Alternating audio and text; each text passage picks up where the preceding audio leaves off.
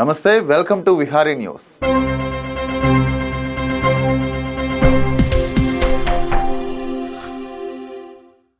దానాల్లోకెల్లా గొప్ప దానం రక్తదానం అంటారు. రక్తదానంతో పాటు అవయవదానం కూడా ఎంతో మందికి పునర్జన్మనిస్తుంది. మనిషికి అవయవాలు ఎంతో అవసరం. అయితే జీవన ప్రయాణంలో కొన్ని అనుకోని సంఘటనల వల్ల కొన్ని అవయవాల్ని కోల్పోతుంటారు. హఠాత్తుగా జరిగే ప్రమాదాల వల్ల అధిక మొత్తంలో రక్తాన్ని కోల్పోతారు. అలాంటి విపత్కర పరిస్థితులలో ఈ రక్తదానం, అవయవదానం వల్ల ఎన్నో ప్రాణాలు కాపాడగలుగుతున్నాం.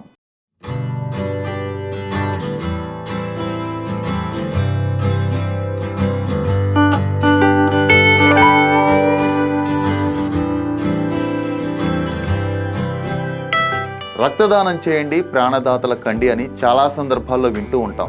ఎన్నో చోట్ల బోర్డులు కూడా చూస్తూ ఉంటాం. ఇప్పటికే ప్రపంచవ్యాప్తంగా రక్తదానం, అవయవదానం గురించి కొన్ని వేల స్వచ్ఛంద సంస్థలు పనిచేస్తున్నాయి.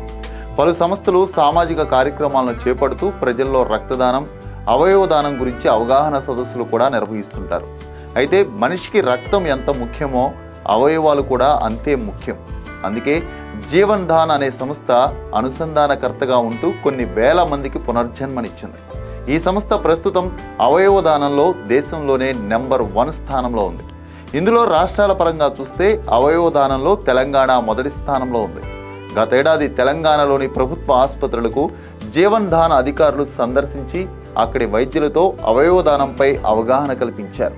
నిజామాబాద్, వరంగల్, మహబూబ్ నగర్, OGH, గాంధీ ఆసుపత్రిలోని వైద్యులకు అవయవదానంపై అవగాహన కల్పించేందుకు వర్క్షాపులు కూడా నిర్వహించారు.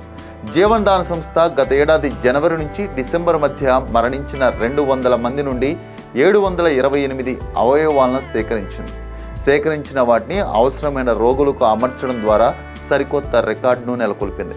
ఈ విషయాన్ని స్వయంగా కేంద్ర ఆరోగ్య, కుటుంబ సంక్షేమ మంత్రిత్వ శాఖ వెల్లడించింది.